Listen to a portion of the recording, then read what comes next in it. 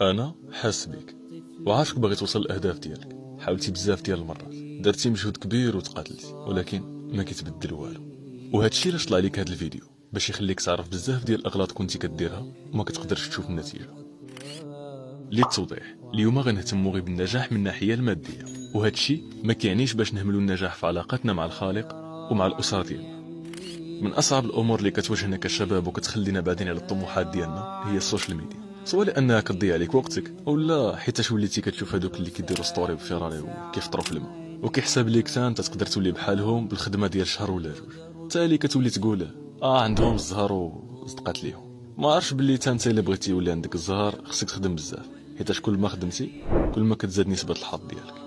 صراحه كاع هادشي اللي قلت لحد دابا طبيعي وتقدر تكون عشتيه ولا حسيتي به واحد المره، ولكن الحاجه الخايبه هي انك تكون اصلا ما عارف شنو هو مفهوم النجاح، وكتقارن راسك بداك جماعات